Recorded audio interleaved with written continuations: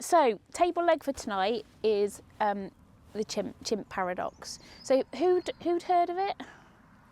Gemma, is that it? Anyone else? Yeah. Okay. Cool. So the basis of the chimp paradox is based on a book called The Chimp Paradox, which was written by a guy called Professor Stephen Peters. And Steve Peters was a sports psychologist, started working with elite athletes, did a lot with British cycling, England football team, and then he kind of realised that the principles of it that are really relevant to elite athletes, but actually apply to everyone in life, especially people who've been through trauma. So we're going to kind of look at the model that Steve Peters put together, slightly bit different slant on it. So it's not kind of word for word with the book. If you're interested in it, the book is the Chimp Paradox. There's also a children's version called My Hidden Chimp, which has just got lots of pictures and really simple, so I actually prefer that version. But it's a simple read and you can sort of go into a bit more depth and find out a bit more about it.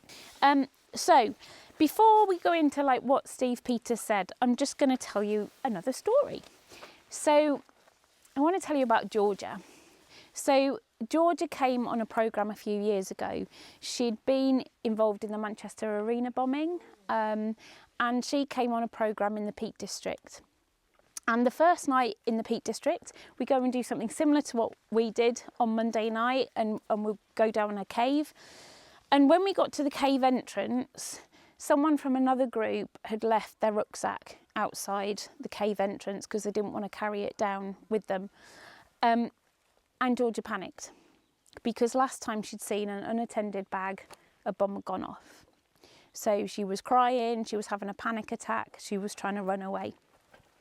Now, I'll tell you what we told Georgia on that night in a moment. But first of all, I'll tell you a bit about Steve Peters and how he sees the idea of the chimp paradox working. So Steve Peters' theory is that the brain in its simplest form is broken down into three parts. Your chimp, nice drawing, chimp, your human and your computer. So your chimp is the oldest part of the brain. So it goes back to when we were chimpanzees in the jungle, and it is all about survival. The role of the chimp when we were chimpanzees in the jungle was to keep us safe and to keep us alive. So any threat, he's going to react. And as the brain's evolved, that's still the role of the chimp part of your brain, to keep you safe and to keep you alive. Now, as a result of that, your chimp is constantly looking for danger. And when he's constantly looking for danger, I call him a he. It's a him, it's a her, it's an it, it's a what, it's whatever you want it to be. But for tonight, we'll call him a he. Because he's constantly looking for danger, he can become paranoid. He can jump to conclusions. He can become irrational. He can become emotional. And that's when sometimes he doesn't always help you. So who has got into an argument and said stuff that once you calm down, you wonder why you said it? Me. Probably when I was talking about. Yep. Who has gone to have one biscuit and ended up having, I was going to say half a packet, the whole packet? Oh, there's more hands going up on that than the argument. Who has got really wound up and anxious if you're doing like a presentation or you've got to stand up and say something in front of people? Done that? That's all chimp behaviour. That's your chimp hijacking things because he sees there's a perceived threat. So the presentation, especially in modern day society, a big threat is a threat to your ego or your status. You know, a lot of you have talked about the what ifs, that the what ifs stop you from doing something. So in that presentation scenario, your chimp is going, what if you get it wrong? What if you make a fool of yourself? Don't do it, don't do it, don't put yourself in that situation. Because he's trying to protect you, because he's worried that you might make a fool of yourself. You might have a threat to your status or your ego. But actually that's not helpful. It's holding you back. In the argument, we go back to chimpanzees fighting for being king of the jungle kind of thing. You want to win the argument, because otherwise it's a threat to potentially your status in the herd. So that's why your chimp hijacks things, flashes in and reacts, but sometimes that reaction is emotional and it's irrational. And that's why we say things that we don't always mean when we get into arguments. Biscuit might be the last meal you'll ever have. Eat the whole packet, otherwise you might starve. But, we know that's not true, but that's kind of where the behaviour starts from. It's particularly relevant for people with PTSD and when you've been through something traumatic, because your chimp is there to keep you safe. And you've had something happen to you that has put you in danger. So he becomes even more paranoid. He almost becomes, his behaviour becomes heightened because there's been that danger in the past. We'll talk more about that in a minute. But I was told this once, and I think it's a really good way of thinking of your chimp. Think of your chimp being like a smoke alarm in your house. Your smoke alarm in your house is there to keep you safe and keep you alive, yeah? To let you know if there's a fire that could be a threat to you. But the smoke alarm also goes off when you burn the toast. That's what your chimp does. He's there to keep you safe, he's there to keep you alive, but sometimes it can be a false alarm. But when you burn the toast, you don't take the smoke alarm out, do you? You manage it. So you take away the trigger, the burnt toast, or you go and flap a towel by it. You manage the situation. And that's exactly what you've got to do with your chimp. You've got to learn to work with your chimp because he's there to keep you alive. People often say your chimp is who you are when you're behaving in a way that you don't want to behave. I disagree with that. I think your chimp is just doing his job. Your chimp is trying to keep you safe. But in trying to keep you safe, he becomes paranoid, emotional, irrational, jumps to conclusions, and that can sometimes be a right royal pain in the backside. Make sense? Okay. Human part of the brain is your logical, rational thinking. So the way the human part of the brain works, it assesses the evidence and then makes a logical, rational decision. So it's who you are when you're calm and unstressed.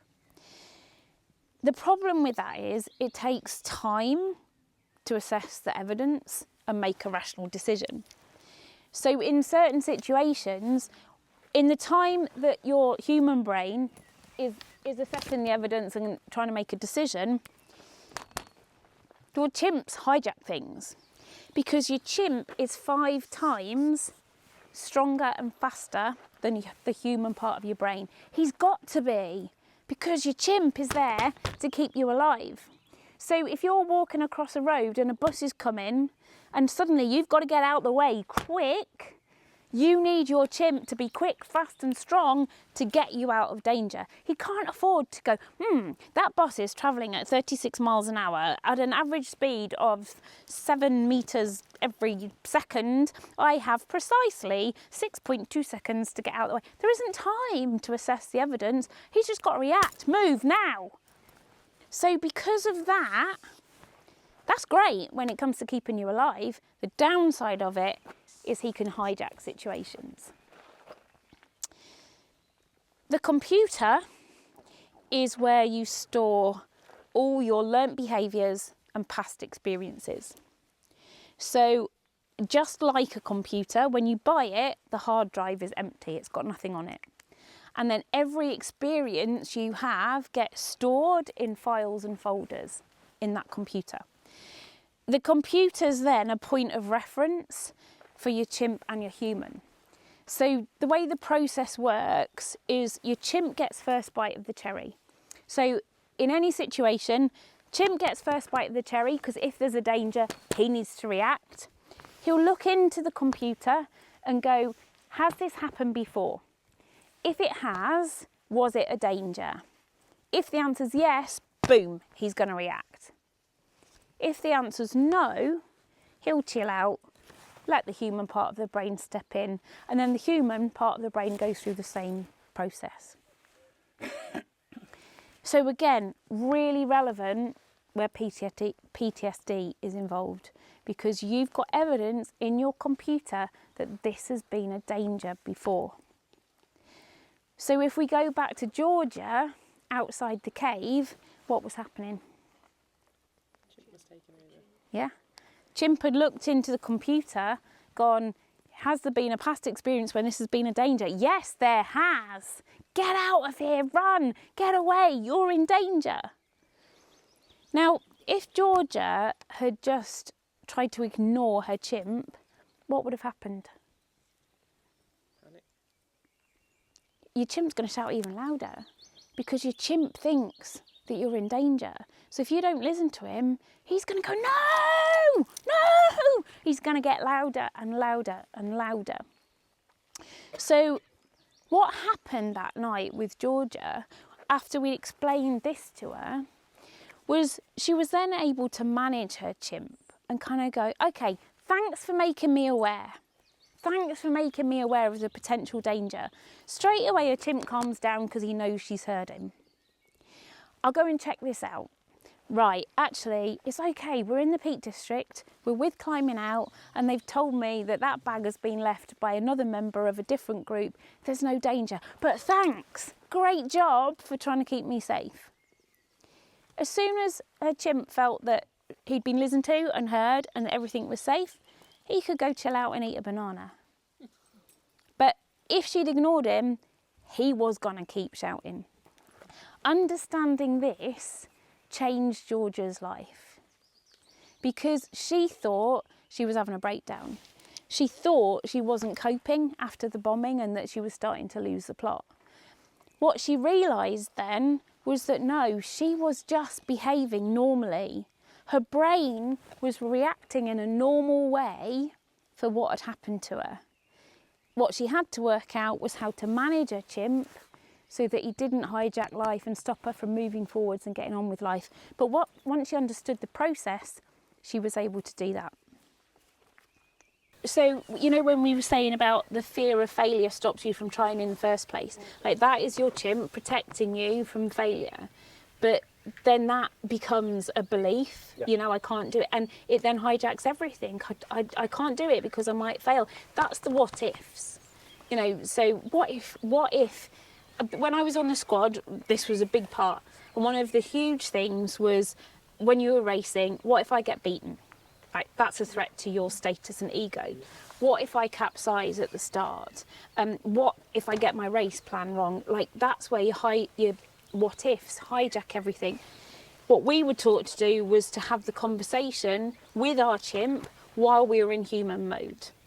So like before you got anywhere near to racing, the morning of racing, it'd be right, okay, what are you concerned about, chimp?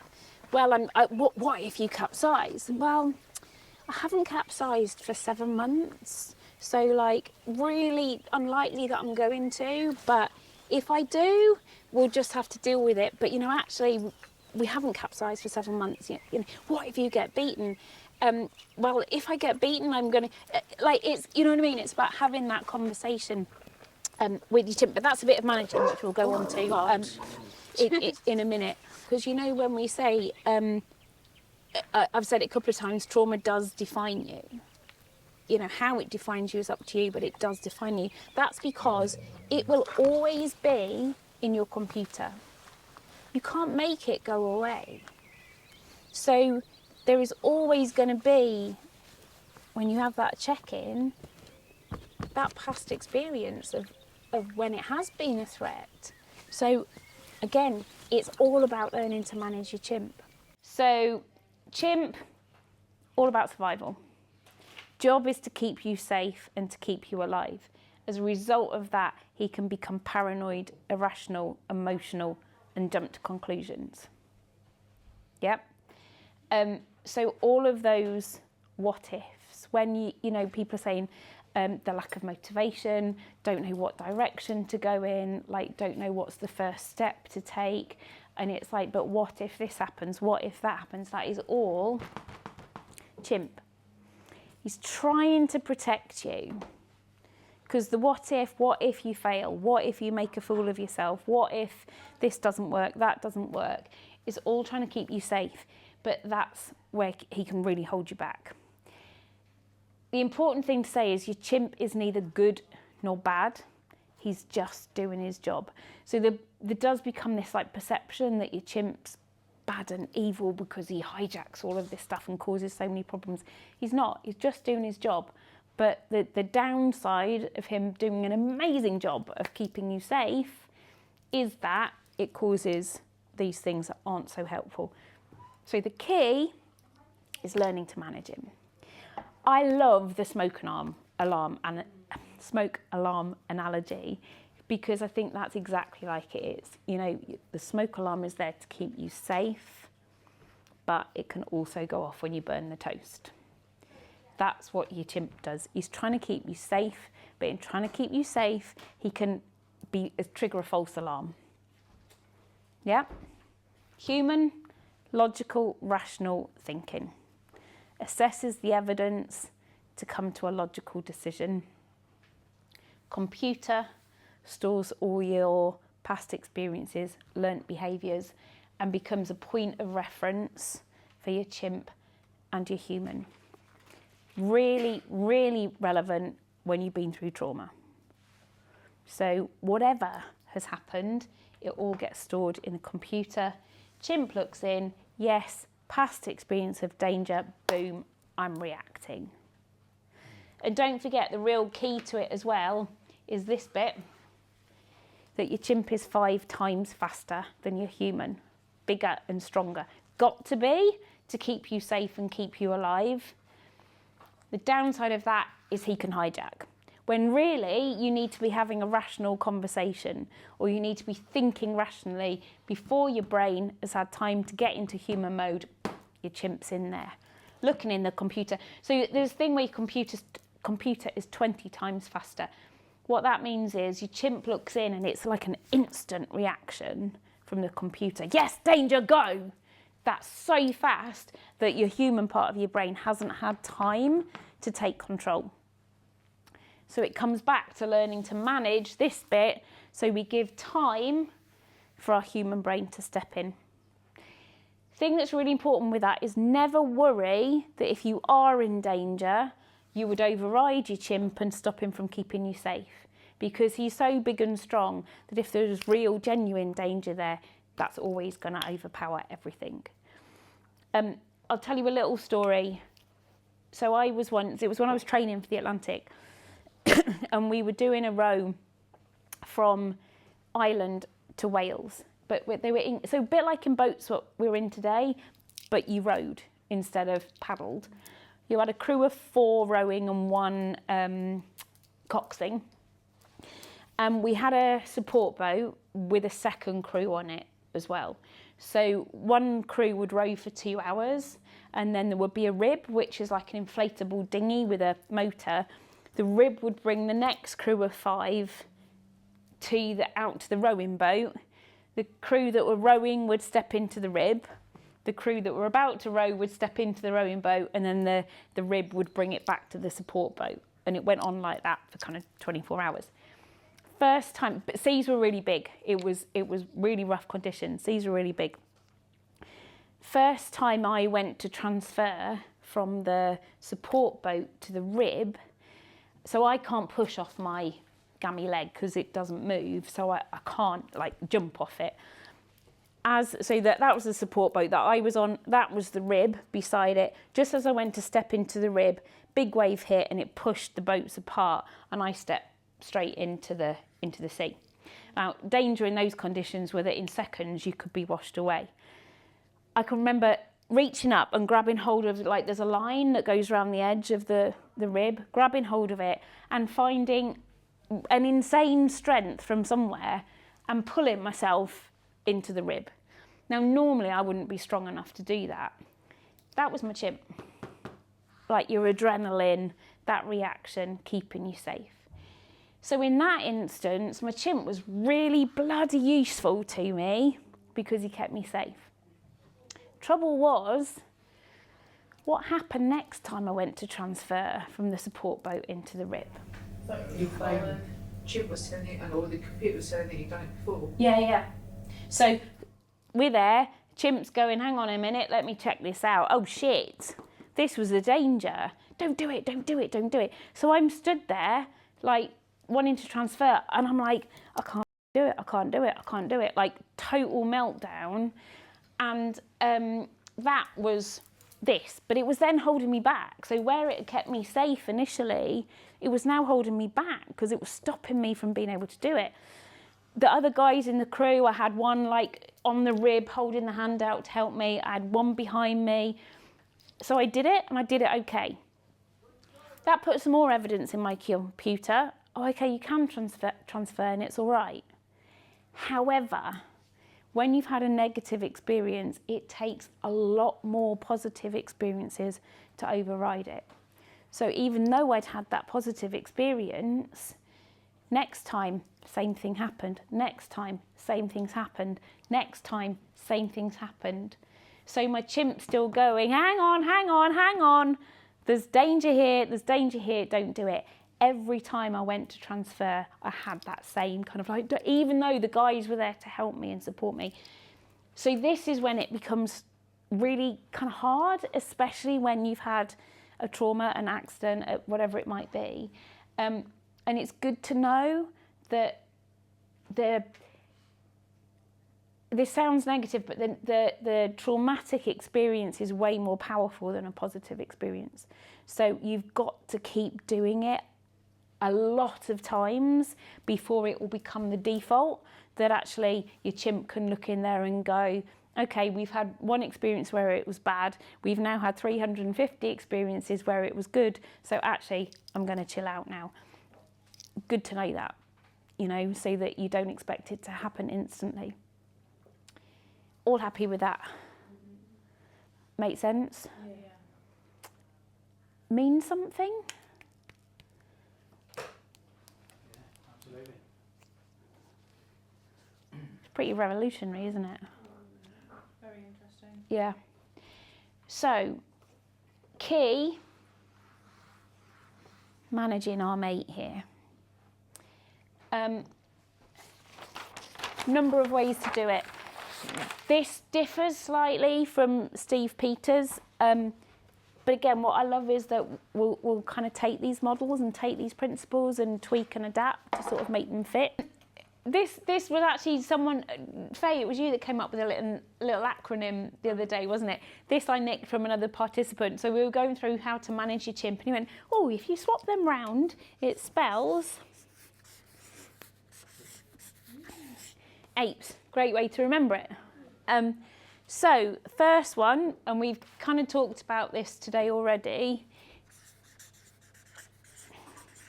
is acknowledge your chimp. So we'll go back to Georgia at the cave. As we said before, if Georgia tried to ignore her chimp, what's he going to do? Shout louder. He's going to keep on shouting until she hears him. By her going, I hear you, chimp. Thank you for making me aware. Let me check this out. Acknowledging her chimp can then go, thank God, she's heard me. She's listened to me. She's gonna check it out. Phew. And he'll calm down. So personally, I think that's massive. You know, especially when we've been through trauma, is acknowledging why your chimp is getting upset. Second one is pause. So your chimp is 5 times faster than your human. If you can just press the pause button, that gives you time to let your human brain step in. Now, that pause can be a number of things. It can be visualizing a pause button like you've got on your remote control. It can be taking a deep breath. It can be walking out the room.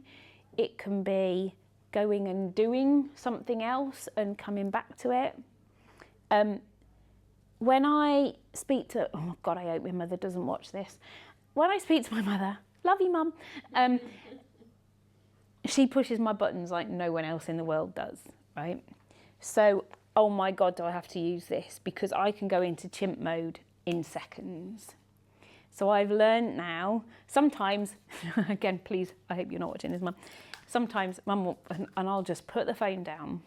I'll leave it on, I don't mean put it down on her. I mean, I'll put it on speaker, put it down, and I'll literally, it'll still be going, and I'll go back to it. That's pressing the pause button. That's giving you time to get back into human thinking. Really important. Especially if you're talking to your boss, because, you know, you can lose jobs over this otherwise, which is quite handy. But again, number of ways for you to use that pause button. But what that's doing is just giving the human part of your brain time to step in. Third part, or third thing, exercise your chimp.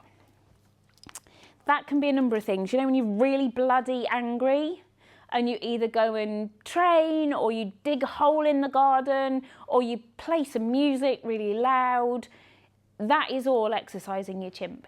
It doesn't always have to be about physical exercise. You know, it might be, you might go, I'm going for a run, and like that, letting off steam, that's exercising your chimp. What I love, where you can combine these two as well. So I do this quite a lot. Who has had that email through that really winds them up? Send, right? So you send a chimp response. That instantly puts them at the other end into chimp.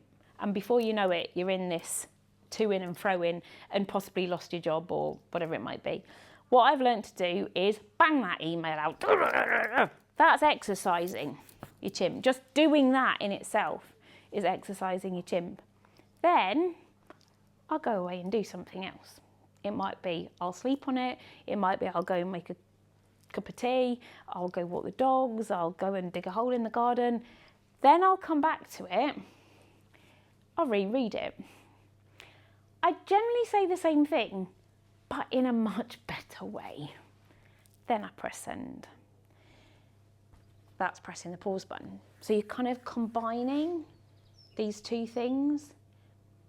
But understanding, because you know, it's like you get the email through and you're, I want this person to know that this is just not acceptable, you know. And I've learned now that as much as I want to send that email, just step away, come back. If you read it again and you still want to send it as it is, then press send. But just get yourself back into human thinking before you hit the send button. Really useful. Final one, and this isn't in Steve Peters' book, is support. But I think it's really important to have a relationship with your chimp, because this is what it's all about, is working together, not fighting, not like trying to appease them, so working with your chimp. So what do you need to feel okay? So I'll go back to Georgia. Another problem Georgia had was she didn't ever want to leave the house because what if it happens again? I don't feel safe. What if? The what ifs are always your chimp. What if it happens again? So by supporting her chimp, we kind of worked out, okay, let's have a conversation with your chimp. What do you need to feel safe? So she worked out that if she was going to go out with her friends, wherever she went, she needed to know where the exits were. So that was the first thing, need to know where the exits were. Second thing was, we need to make sure we've all got each other's phone numbers in our phones so that if we get separated, we can contact each other. Let's arrange a meeting point so that if we get separated, we know where we're going to get back together. So she put these steps in place. There was a number of other things. What she also did was she then put them onto a little cue card, which she laminated, and she had cue cards in every pocket, every bag, like, so they were constantly there for her to just put her hand in and get it out. Because the thing is, once you get into chimp thinking, you're not thinking rationally. So if she went out and she started panicking, it was too late to start, right, what do I need to do? Because she's in irrational thinking. So when she got hijacked by her chimp, she would just reach out for a cue card. Right, first of all, I need to know where the exits are. Second, and she would work through the cue card. So she would support her chimp so that a chimp knew, well, a chimp felt safe more than anything. If your chimp's not feeling threatened, he's not going to react. Another thing she did, so well, no, actually, it wasn't Georgia. This was, sorry, brain fart there. Another young girl I worked with, and she was crippled with anxiety. And what she realised was that her anxiety was actually her chimp hijacking things.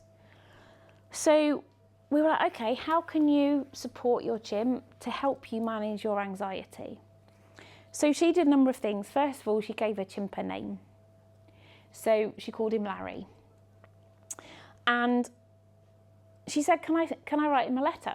So she wrote Larry a letter. She then said, can I set up a text account for him so I can text Larry? I was like, yeah, that's cool. So she would actually turn Larry into a bit of a third person, which helped her work with him and manage and find a solution to the anxiety. I asked her a little while afterwards, like, how was things with Larry? How's it going? She said, oh, it's great. And I said, how's the texting going? She said, brilliant. She said, but the bastard never texts us back. I thought it was quite funny. But then there was a number of other things that she did to support her chimp. So she wanted, when she did get hijacked by her anxiety, she created a trigger with a song. So what we said was, right, go to a happy place. So for her, there was a hill that she liked to sit on that looked out over a lake. So she went to that happy place and she'd put a tune on her headphones. Now, this doesn't happen instantly. You have to keep doing it. And I said, only play that tune in that happy place where you're relaxed, you're calm, you're safe. Create a trigger between that relaxed, calm, happy, safe place and state and that tune. So if you're out and about and you start to feel hijacked with the anxiety, you can put the headphones on, play that tune and create that trigger with a safe place. But we also recognised you can't always put your headphones on. So what she also did was create a trigger to a smell. So she'd go to a happy place, she'd put the tune on, and what she did, she got a little cuddly toy key ring, unpicked it, took the stuffing out, filled it with lavender. So when she was sat in that place, she'd sit in a safe place, have her headphones on, and smell the lavender. So that was then, if she couldn't put her headphones on, she could hopefully get her keys out and smell the lavender. But we also appreciated that sometimes you can't sit there smelling a cuddly toy. So she also, while she was doing that, created a trigger with this. So she would sit in a happy place, put her tune on, have her lavender, and she would just be doing this. And the beauty with that is, it takes time. This takes time to create the trigger, but she knew she could have her hands behind her back, in her pocket. If she was getting anxious and she couldn't put headphones on, she couldn't smell her keys, she could just create the link with that in a safe space. That was all helping to calm her chimp down. One more thing, and it's just about conversations, right? If you're in chimp mode and someone else is in chimp mode, is it going to end well? No. Big no. Because you're both irrational, you're both emotional, you're both paranoid. Not good. How many times do we get into chimp to chimp conversations? You know, when one of us is chimpy, we react in a chimp way, which threatens someone else's chimp, so they react and boom, cat fight happens. What about chimp to human? depends on the human, maybe. Yeah, I'd say sometimes. Ideally, no, because one person's irrational and emotional, one person is rational and not emotional. However, where it can really help is spotting it in someone else and going, let's just leave this for now and come back to it. That's pressing the pause button, but it's you pressing their pause button.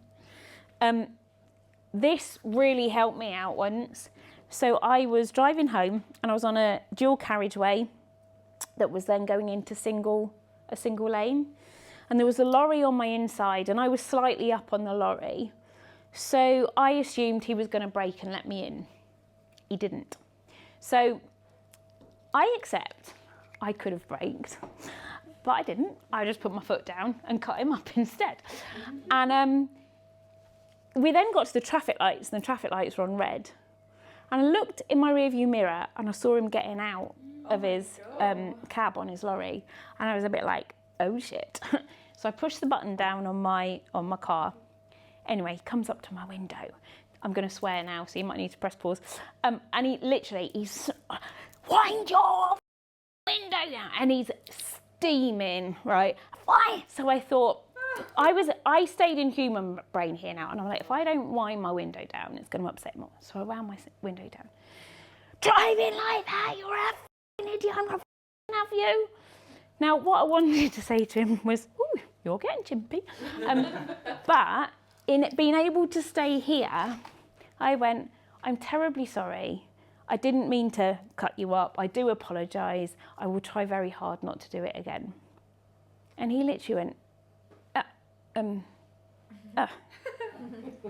okay, and went and got back in his cabin. You know, that was me understanding that he was in chimp mode. So I was able to take control of the situation because I'd stayed here. So it can really help you. Relationships, oh my God, how much can it help you in relationships? If you can spot that your partner is getting into chimp mode, and instead of letting them push your buttons and you get into chimp mode and boom, off you go, you can sort of go, do you know what? I'm just going to go and walk the dog. Let's chat when I get back in. That gives them enough time to calm down and get into human thinking. Dump them. Yeah.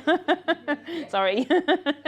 But, okay, great, awesome. So, you know what I mean? But like, it's a really good point in that if they're always in chimp mode, they've got to take responsibility for their own chimp. You can't take responsibility for their chimp. So now if they don't understand this, and this is where I say sharing these videos with you when they're done, and sharing them with partners can be really useful. You know, because if they don't understand it and you go, oh, you're getting chimpy, they're probably going to look at you and go, what are you talking about? You know, but it can help you understand each other and manage each other. Equally, if they're not prepared to get out of here, get out. Well, I know that's harsh, but where's the best? So that's a bit of a sometimes. Best place to be? Yeah. So, you know, when you are, even if you notice it in yourself, like I've really learned to identify when I'm getting chimpy and just go, I'm going to speak to you tomorrow. Or even just noticing, instead of where I want to fly off the handle, just making me question whether that's what I really want to do or whether that's my emotional response because I'm getting into chimp mode. So this is just a really useful tool to help you manage yourself, but manage other people as well. There's a lot of blank faces. What are your thoughts? What are your thoughts? Makes total sense. Yeah. Yeah. It's fascinating, isn't it? Yeah. And you'll start spotting it. You'll start spotting it in yourself. You'll start spotting it in other people. The one thing I would say is it doesn't stop you being hijacked by your chimp. What I think it does do is you might still react, but when you've calmed down, you might go, oh God, I let my chimp control that situation. I've learned to apologise now. a lot better because I recognise actually I acted inappropriately because I was in chimp mode. So I've got much better when I'm back in human mode to go back and apologise to people. And when you apologise, generally they might be really pissed off with you for what you've said or how you've reacted. But if you can go, I'm really sorry, like I acknowledge I shouldn't have reacted like that, you know, they'll generally calm down and come back into human mode as well. Sometimes it feels like if I do not sort this out now, the world is going to end. You know, that's your chimp hijacking, but your chimp is so strong, you know, and it's such a drive. Like you think of that drive of the chimpanzees in the jungle, I must sort this now, otherwise like the herd is going to be up. But, you know, it's the most important thing in the world to sort this out now. I can't possibly leave it. And like that feeling can be so... Do you get that as well? Or not so much? I have, yeah. Sorry, you included, Jonathan. Yeah? Okay. So maybe it is just more a chimp thing than a female thing. I'll put it down to menopause again. And when you're in that overwhelming feeling, it is so hard to step back from it, even if you know you should. Really, really hard. Really hard. And sometimes we can and sometimes we can't do it. But that feeling is horrible, isn't it? Horrible. When you feel like, I have got to sort this. The problem is, especially if you're in a conversation with someone like that, it's never going to end well because it just escalates and escalates and escalates. So the only thing you can do to have the chance of resolving it is come back to it in the morning. But it is so, because we're thinking irrationally, because we're in chimp mode. So we can't think rationally and go, I need to just leave this and talk about it tomorrow. So it's hard. It's really hard. It's just really useful little tools and tips for managing conversations to keep the control. Instead of, because when you're here, you're out of control. Chimp's hijacking things and you're not in control because you're being irrational. So this is all, everything we do is about putting the control in your hands, like we said on Monday. So it's all little things to keep the control.